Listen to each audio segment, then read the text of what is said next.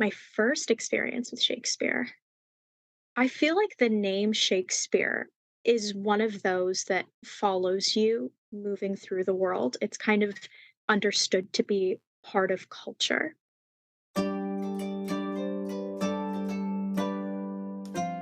Hello, everyone, and welcome back to Shaking Up Shakespeare, the podcast where we acknowledge, investigate, and query Shakespeare's enduring presence on 21st century Canadian stages, taking a critical perspective on Shakespeare's work and influence.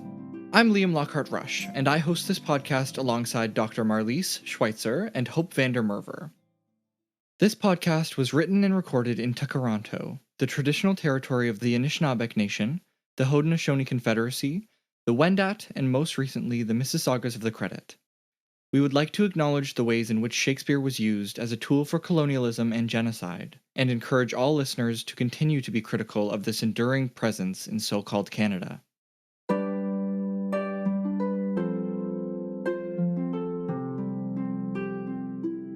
This is the first of 3 episodes focusing on the institutional structures that enable and sustain the cultural privileging of Shakespeare, with this episode examining his presence in educational institutions. Over the course of our interviews, it quickly became clear that anyone who has either grown up in Canada or gone through the Canadian educational system has some early memory of being introduced to the Bard. We began most of our interviews with a variation of the question, "What was your first experience with Shakespeare?" The responses we received ranged from early childhood experiences with family, to elementary school stories, high school English and drama classes, and some memories from post-secondary education. Everyone seemed to have unique stories, some being touching and powerful, though it seems that many people's first impression of Shakespeare was his reputation as a godlike literary figure. Upon listening to these interviews, we realized that being taught to revere Shakespeare at a young age was a mutual experience.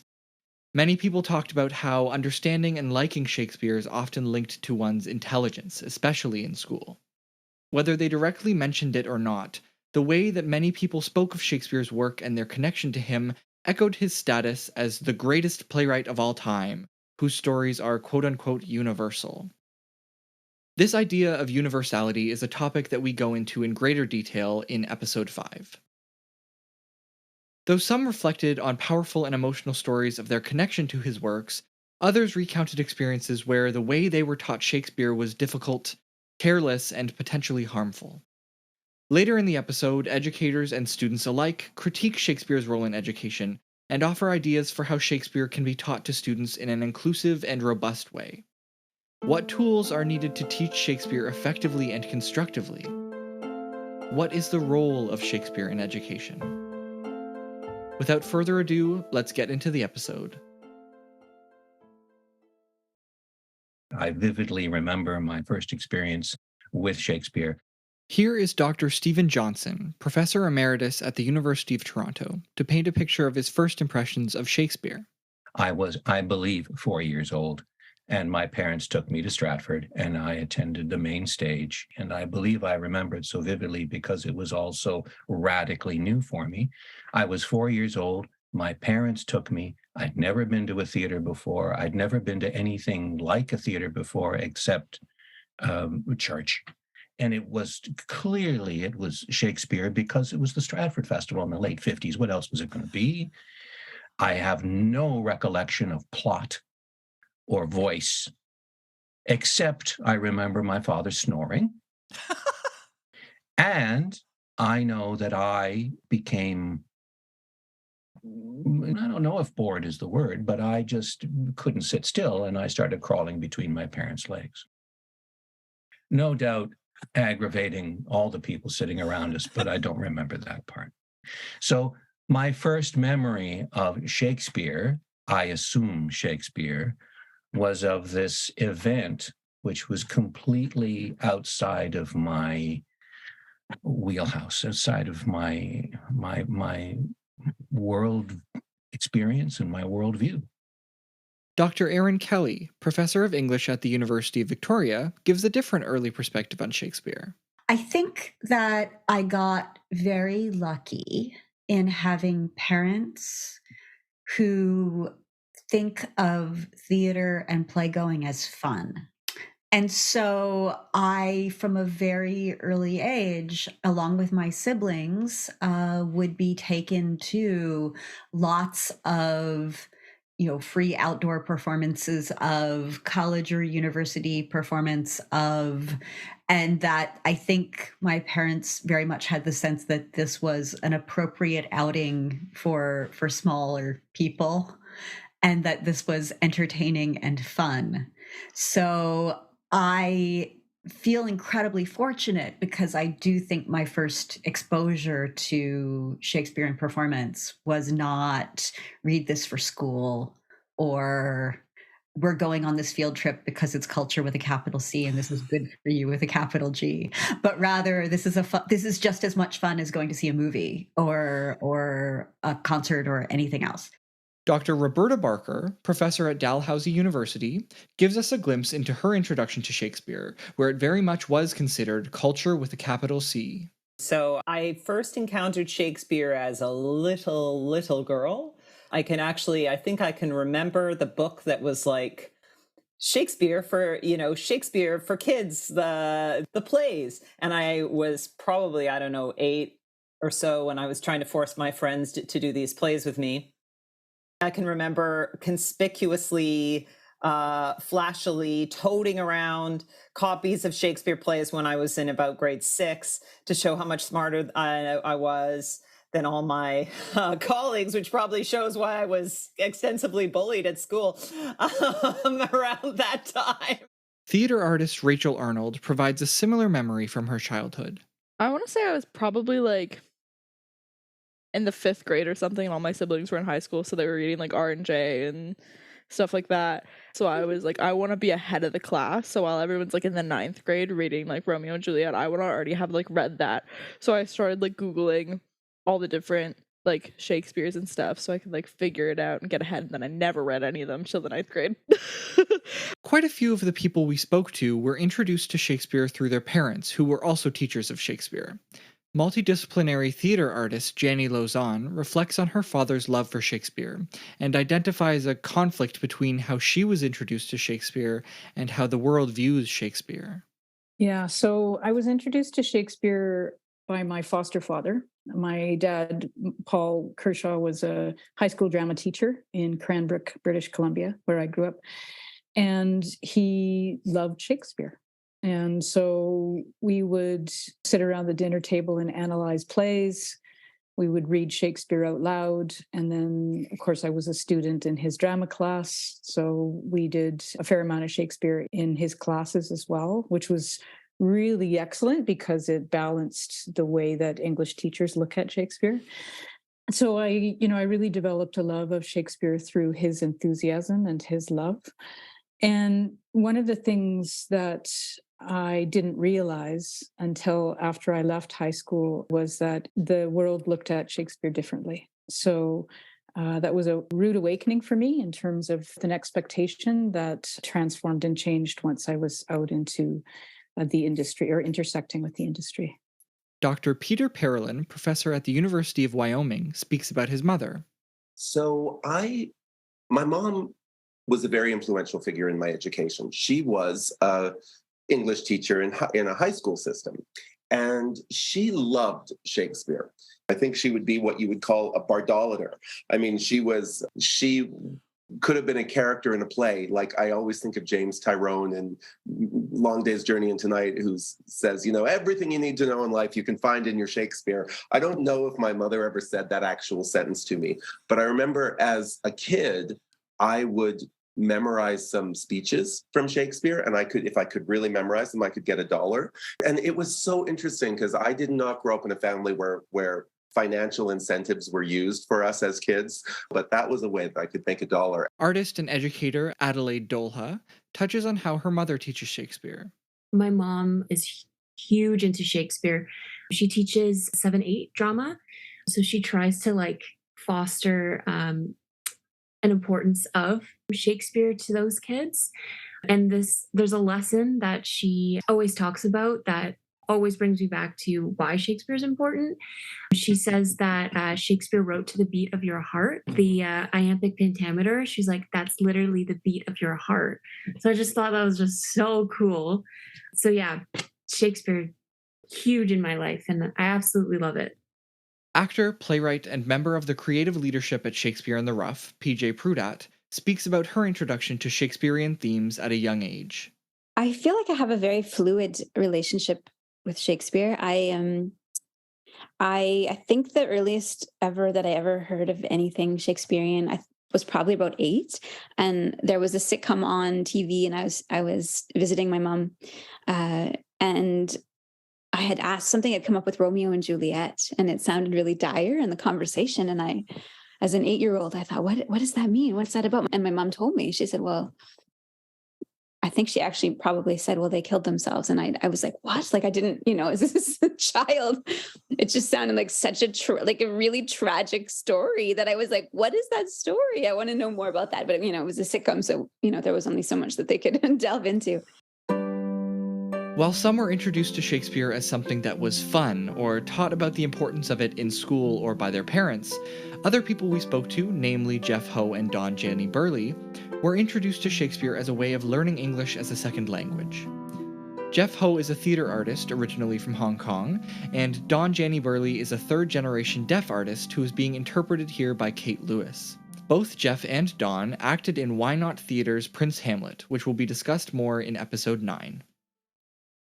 When I first came to Canada in 2001, I barely spoke English, and so I had a really great ESL teacher who taught us English through musical ways, rather than sort of more just like grammar or stuff like that. A lot of poetry, a lot of watching shows or music. And so we were introduced to some Shakespeare sonnets just as a way of understanding the iambic pentameter that's inherent in the language. And none of us knew what the words actually meant, but it was something about the poetry of it that was embedded. And so that was some of my first experiences.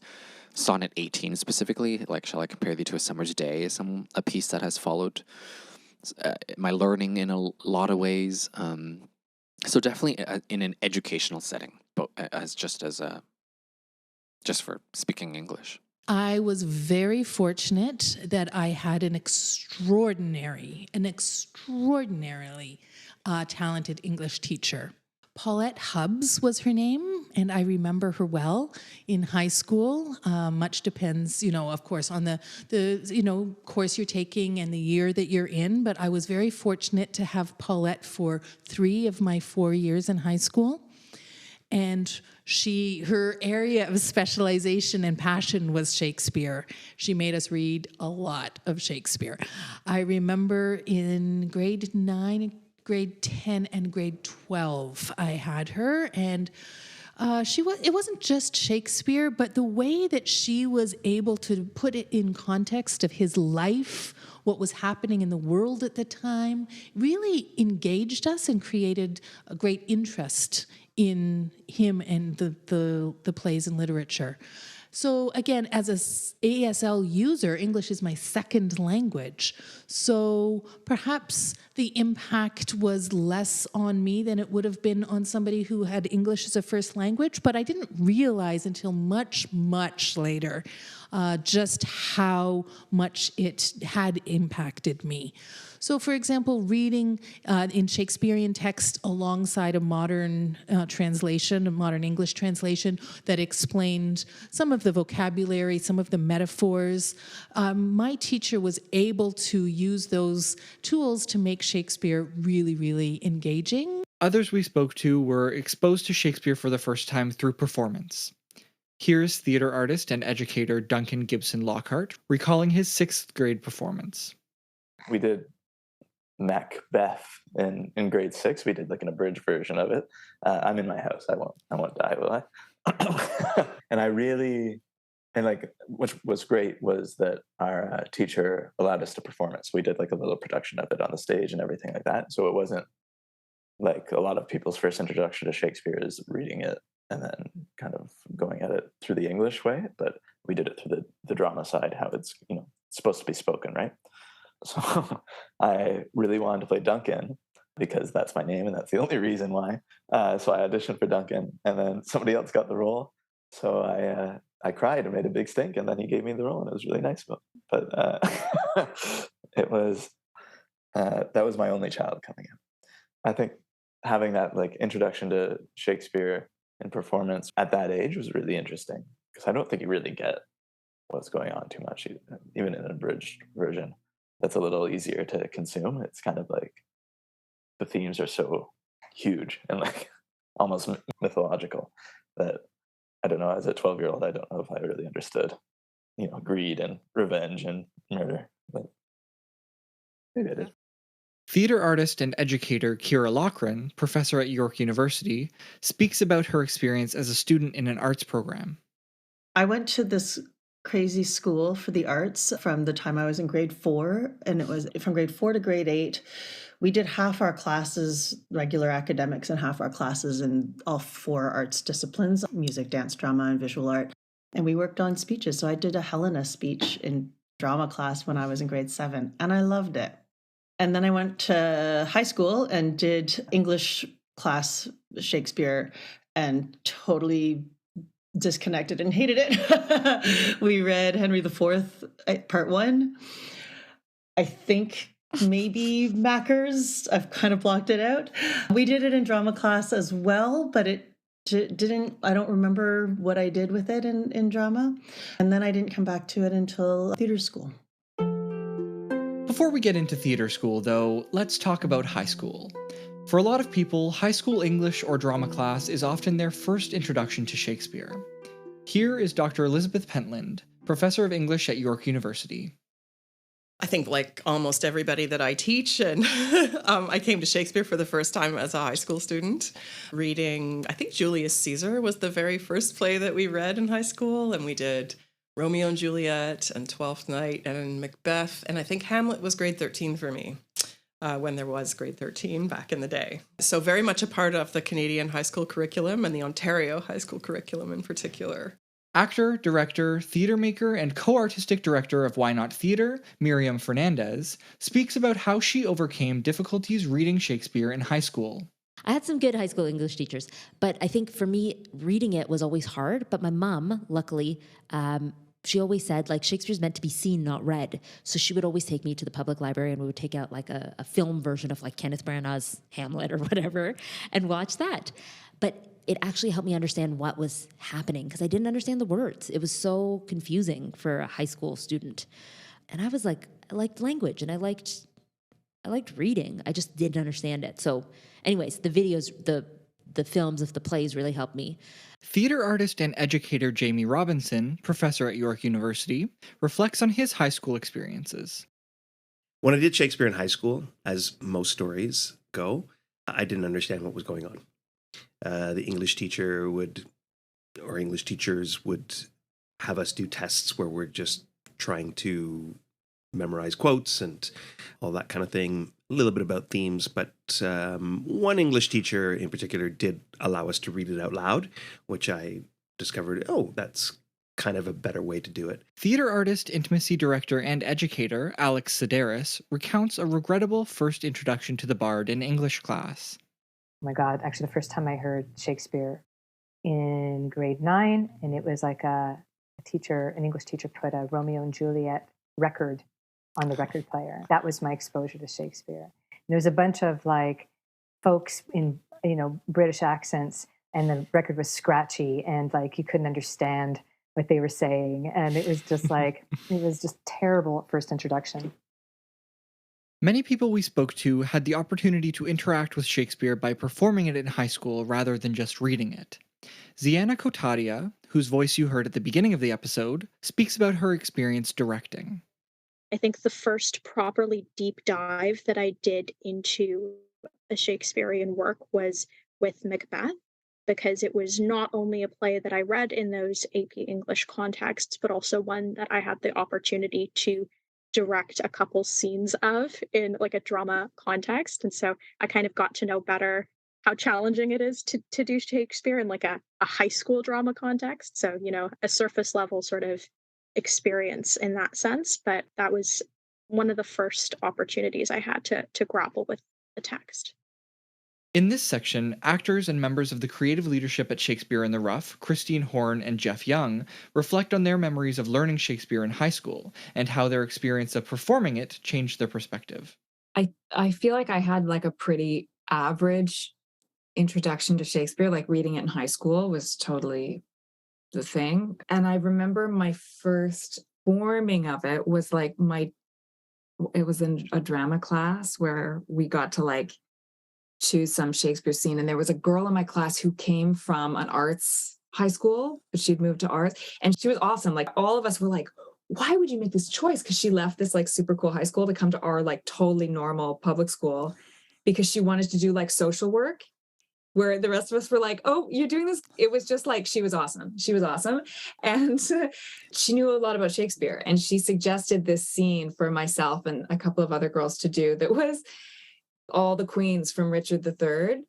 It's a really long scene. It's like 25 minutes long. But we were like in grade 12. But I remember like feeling even at that time, not being like a real, like, I was not like a community theater kid or anything, but just kind of feeling the power of speaking those words through that. Like, it's a great scene to experience when you're like 17 playing Queen Elizabeth. I think you are either you like fall in love with it maybe when you first read it, or you're like me and you were like, okay, I have to do this because it's in the curriculum. And I think I was very fortunate that in grade 10 I had a good English teacher who was trying very hard to show us the value and the beauty of the words and the story, but didn't try to pressure us into wanting to love it. And then in grade 11 we read Lear in English, and that kind of, because I didn't know Lear as a play, as a story, I had to kind of wrap my head around, oh, there's a lot more to the way he's writing than just what's on the page and just the story.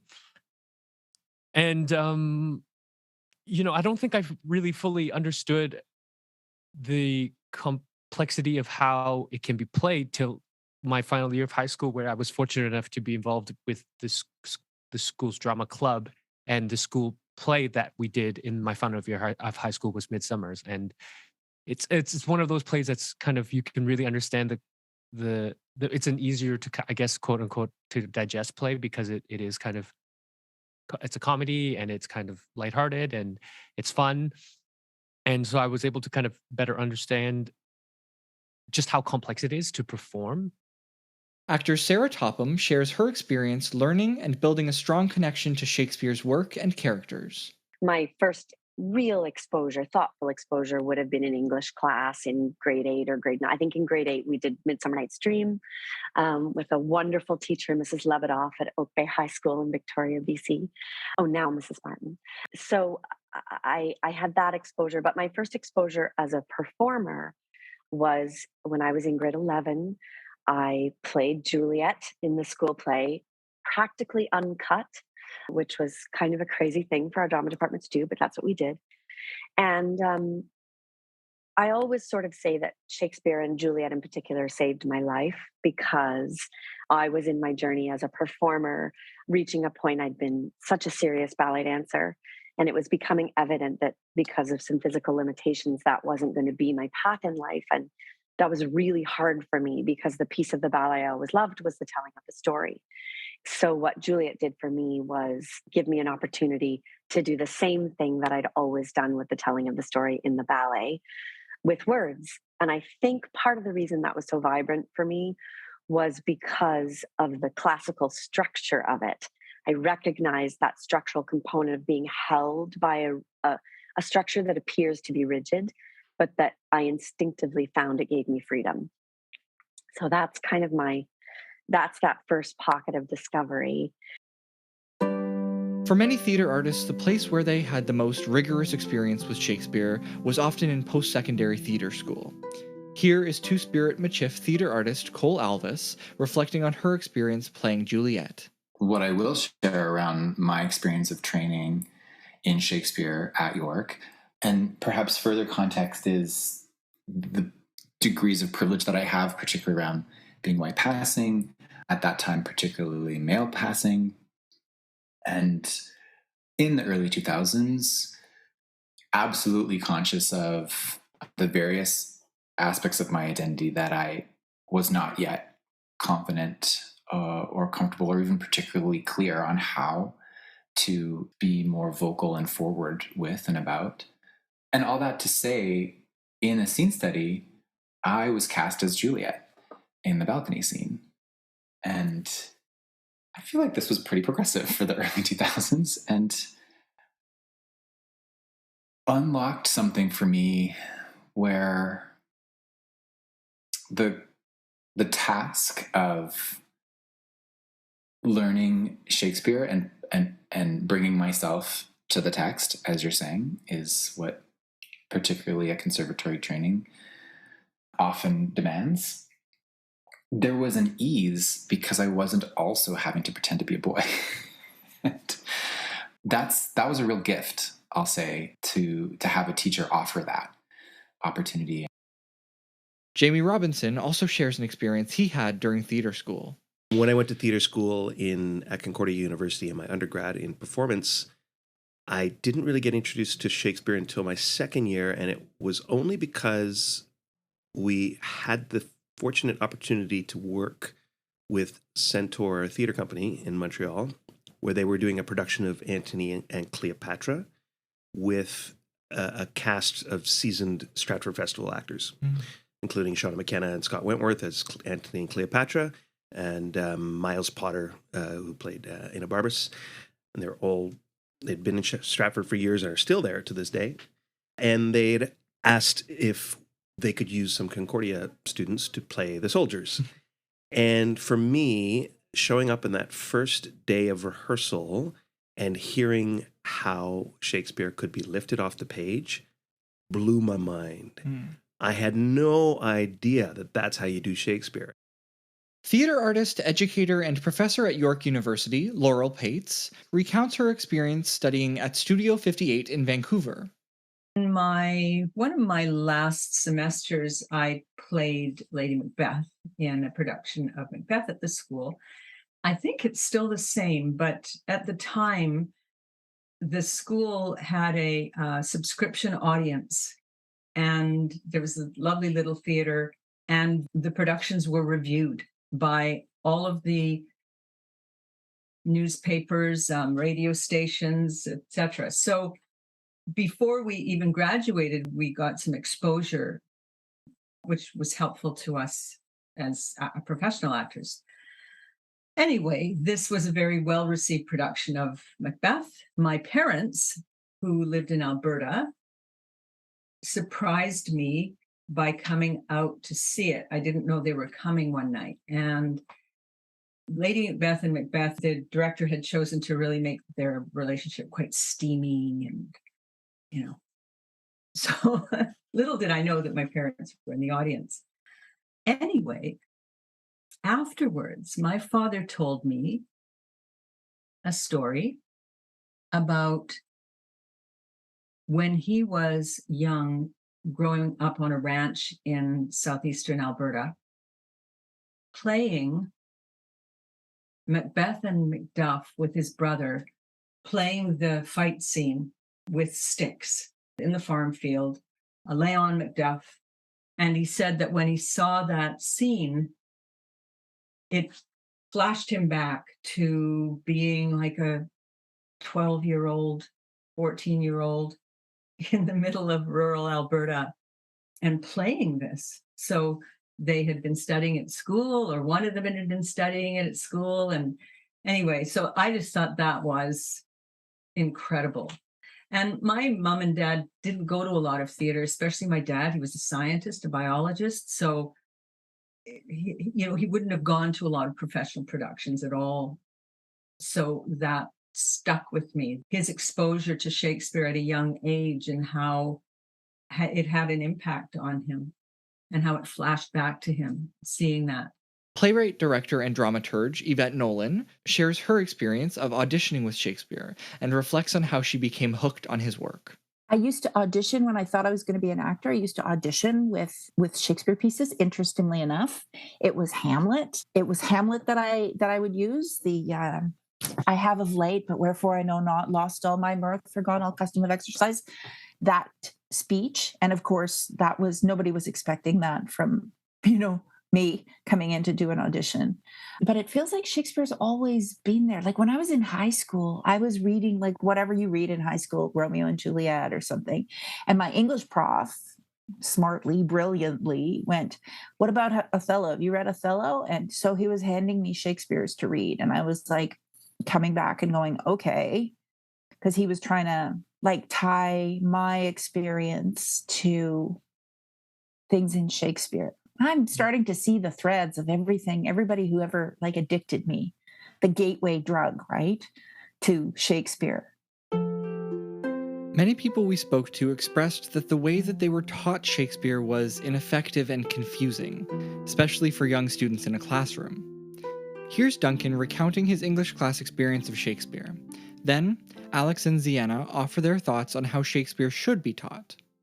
I think Hamlet stuck with me the most. The emotions, kind of having that in and like feeling like, oh, I've felt these things before, kind of really, really resonated with me. I think we also read Macbeth. I think Macbeth was grade 10. And my prior understandings helped out a little more with that. But it was mostly text-based, which I think is kind of tough to wrap your head around when you're sitting in a class and you're trying to analyze something. It's not like we had the lexicon in high school either. Like if you're going to teach Shakespeare, you should know what you're teaching and like kind of have the tools to understand the words. So I think it was tough that way. But like I remember being in university and taking a Shakespeare course, and the teacher treated it like a piece of literature. And I thought, oh man, no, it's a play. Mm-hmm. It's meant to be heard. It's meant to be experienced. It's not meant to be dissected and deconstructed. It's meant to be dramaturged, but not in that kind of supra-intellectual. I got so turned off that I dropped the class, but I kept the anthology and I just read all the plays. I wish Shakespeare was taught to students as a performance rather than as a text.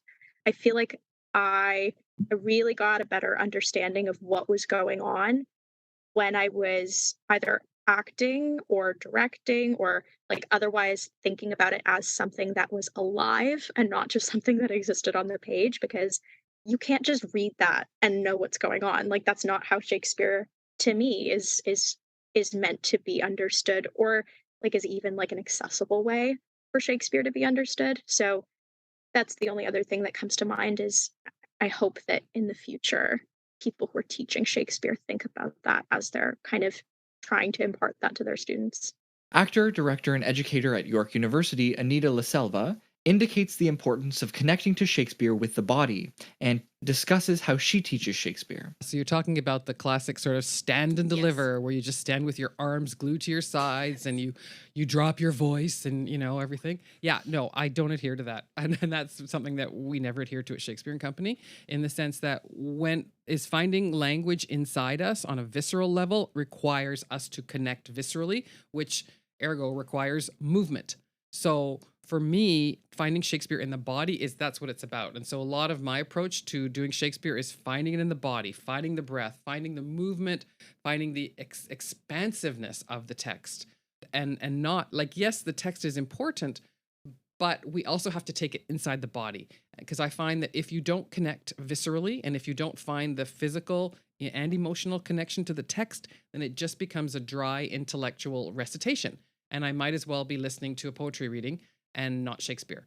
Shakespeare was meant to be performed, not actually read, studied. Shakespeare wrote them for performance. And, if you look at the whole Elizabethan tradition, those folks were very, very in their bodies. They were romping around the stage. There was none of this sort of Victorian stand and deliver kind of thing. So, no, whenever I teach Shakespeare, I really get to that. I really try to get to the emotional crux of it first. And that to me is that takes precedence over meter and rhyme and the iambic. That will fall into place if you understand the emotional journey and how words affect us. Because I think a lot of what my approach, which is a Shakespeare and Company approach, is finding how the words resonate inside us, like different words, like mother, like betrayal, like beseech. Like, what does that mean on a very visceral, emotional level? And if we can find what those mean then we can see how then the meter and the rhyme falls into place. Whereas if we don't really explore that emotional depth, then it just becomes something that's, pretty to listen to, but boring in the end, quite frankly. Here's theater artist and scholar Nassim Abu Sarari to provide a new perspective on why it is important for students to learn the context behind Shakespeare's work, to learn why he is important rather than merely that he is important. To be honest, I do not recall when was my first encounter with Shakespeare or Shakespeare's name, but I do remember my theater teacher in high school presenting him as this very famous thinker, one of the greatest writers, in the history of English literature and language. All of that wasn't enough to impress me, of course. I was thinking that, this is like an old person from a different generation writing about, something that is so far detached from my culture and, my understanding of social issues or whatnot. And the first play I read by Shakespeare was Macbeth. And I remember reading a translation of it, rather, in Hebrew. Again, my mother tongue is Arabic, but I attended a Hebrew high school, so we would read in Hebrew. And I remember thinking to myself, geez, this dude is out of his mind. I was like, what is going on? This is Macbeth is so dark and miserable and violent. I was like, why would you teach it to a 14 years old, high schoolers who are already kind of disturbed by so many things that are happening around them? It was just like a moment of, oh, I don't like that. I don't like Shakespeare. I don't like the idea of it. I don't like, what he's talking about and his writing style. None of it. And in fact, it was until later on in my life that I chose to revisit Shakespeare's work and writing and deepen my engagement with him as a cultural phenomenon. I realized that Shakespeare was indeed an important cult figure, and he was important enough. I learned that in 1849, people were willing to die for Shakespeare. And I'm, of course, referring to the dispute which led to the Astor Place riot. It was a dispute between two Shakespeare enthusiasts, Edwin Forrest, as well as William Charles Macready. Both of them fought over which one of them did the rules of Shakespeare better, and it kind of caused people to fight and caused people to all of a sudden realize that there's two actors, one representing the upper class, the other is representing the lower class, and these two clashed, and there was also a cultural tension or cultural alienation, right, between the two groups. The Astor Place riots of 1849, which Nassim is referring to, were indeed riots caused by fans of two rival Shakespearean actors, Forrest, who was American, and Macready, who was British. As well as exemplifying the clash between upper and lower classes, this dispute serves as an example of the clash between British and American interpretations of Shakespeare. The deadly riot took place on May 10th, 1849, in and around New York City's Astor Place Opera House, during a performance of Macbeth starring Macready. The riot killed almost 30 people. For more information, we have linked to sources in the show notes. So that's one example of how important Shakespeare was, and I didn't learn that until later on in my life. Right? Had my teacher began with actually talking about why is he important and not saying he is important, I would probably find him important or interesting to engage with. Erin Kelly explains how she likes to approach teaching Hamlet to her students and emphasizes Hamlet and Shakespeare's influence in Canadian culture. Okay, so I think that I'm going to put on my like how I teach Hamlet hat for a minute, which is me saying things like, you know, Hamlet is a play that I love to teach by talking to students about textual instability. And already starting with the idea that what you think of as Hamlet is not a thing. You know, that there is a bad quarto, quote unquote, that there is a quarto version and a folio version, and that there are chunks of this play that you think of as this play that appear in only one of those. and that often what you've seen, and that if you've seen a production of it, unless you've sat through the Kenneth Branagh film version, in which case I will buy you a cookie, that, you know, it's good that that's out there. Less, it's fine, but that there's, you know, that Hamlet is a made thing. It is always already an adaptation. It is always already an interpretation. Shakespeare's play is an adaptation. Shakespeare's play may even have been an adaptation of an earlier Hamlet that gets referred to as an Hamlet. So I am all about like taking apart what people think a Hamlet is, and there you go. I mean, I think Hamlet has enormous weight. I mean, I can tell you that. One of the things I do in Victoria is that I have started going to an Anglican church. I go to an Anglican church where one of these stained glass windows, there's a series of stained glass windows that are supposed to be like examples of life and culture in Victoria. They are early 20th, late 19th century stained glass windows. One of those stained glass windows is the arts. The section of that window, I will snap you a photo that says theater actually has a guy in sort of doublet and hose holding a skull and peering at it. Like, that is what Hamlet is. Hamlet is a synecdoche, is a shorthand for Shakespeare, culture, theater, Englishness, performances, all those things. And so, what is my relationship with Hamlet? I'm swimming in it, and so are all of the rest of us.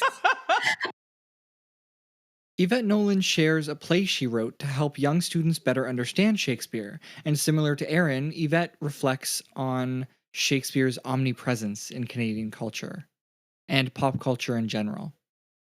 I did when I went to the Yukon in 95, I did a sort of a melding of 4 Shakespeares into a primer for young people called Shakedown Shakespeare. And it starts using colloquial language, and it's R&J, Mackers, Hamlet, and something else. Maybe Lear, probably Lear. But by the end of the piece, it's all Shakespearean text. So it starts in like colloquial. It's just a way of bringing young people along in a way that to make the language not an obstacle, not a challenge. Yeah, but it's like it's always been there. I mean, yeah, it feels like Shakespeare's, of course, always been there. Shakespeare's always there, right? Like it's in Bugs Bunny. Quite a few of the people we spoke to identified Shakespeare's enduring and mostly unchanging presence in Canadian education. Roberta Barker shares her thoughts on this. I think that one of the things that really kind of hit me between the eyes as a graduate student and early in my teaching career was when I realized, and this, took me a long time. I think a lot of undergraduates today are very aware of this in a way that I certainly wasn't in the 90s. But how inextricable Shakespeare's cultural position is from the impacts of British colonialism and imperialism. And I think that Shakespeare's massive role that, I was just actually talking on Friday to a first-year undergraduate student who was talking about how she had experienced Shakespeare in high school. And it was very similar to how I had experienced Shakespeare in high school in, the late 80s and early 90s.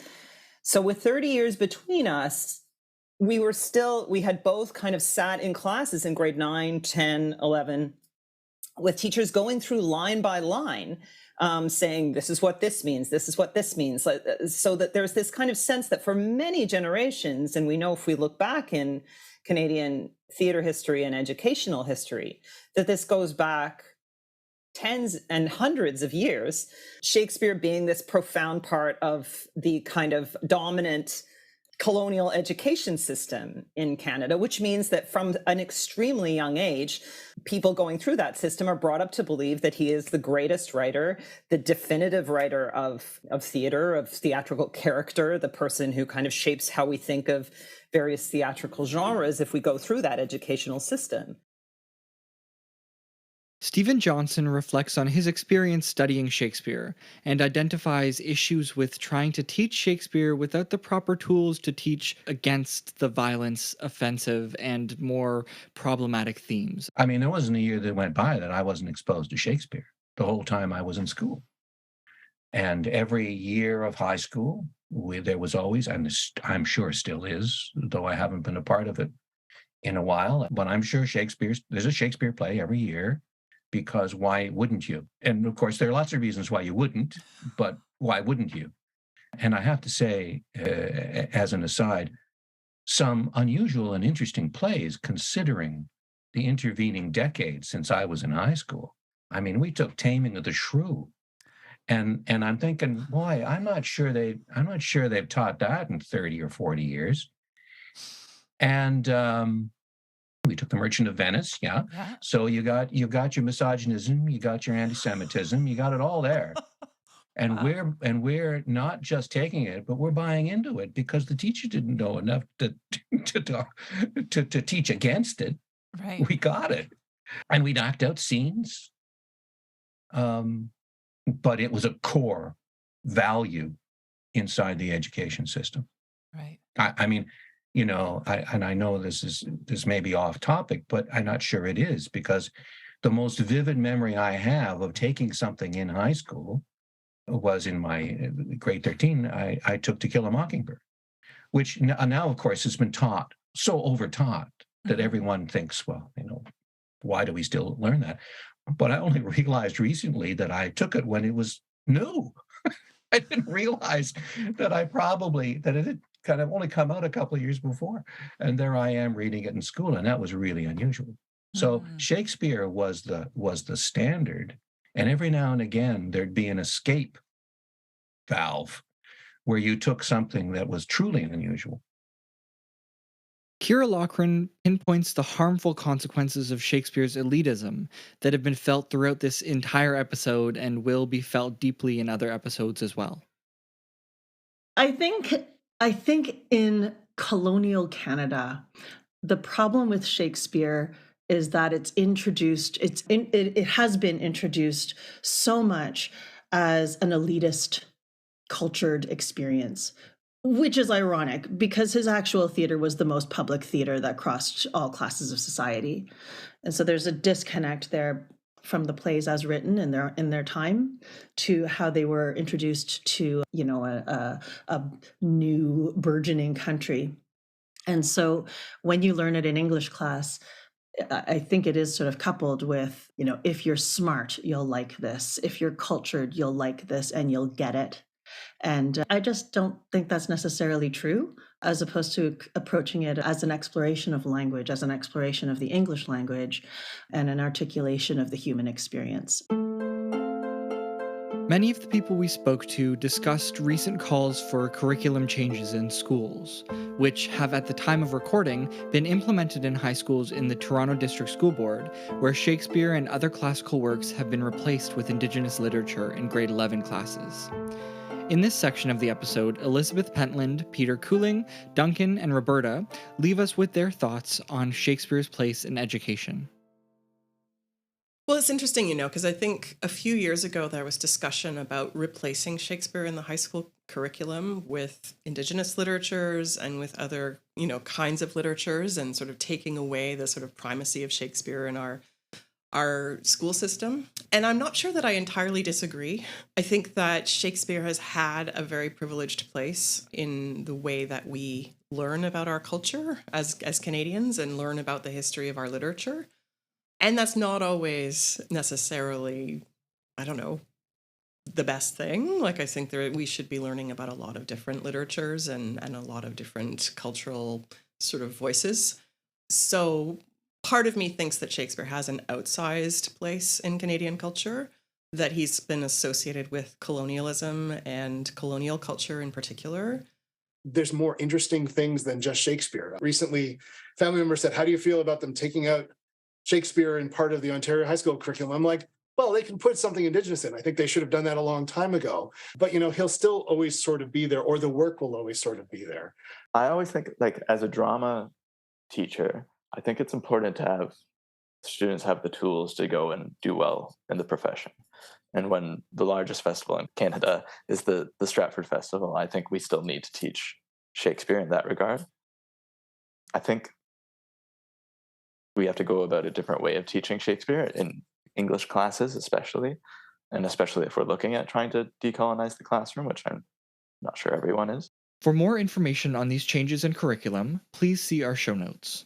I personally think that although there is so, and this is also true, for example, a lot of actor education, that Shakespearean texts, as you know, are some of the first texts often that actors are trained with. This is true in Canada and in many other countries that are predominantly English speaking. And although I do, again, think that there's so many riches there, there's wonderful things to explore, they're undoubtedly wonderful plays. And also plays that have a fascinating accretion of different cultural meanings and different ways that they've been appropriated and played with. So they're a language. And I think we've certainly seen that in Canadian theatre. For example, some of the great classics of Canadian theatre, more contemporary theatre, like Janet Sears' Harlem Duet, or Anne-Marie MacDonald's Goodnight Desdemona, Good Morning Juliet, important, oppositional works that have kind of taken these plays up and played with them. So that sense in which they've become a dominant language that then can be appropriated and played around with, I think that's really important and powerful.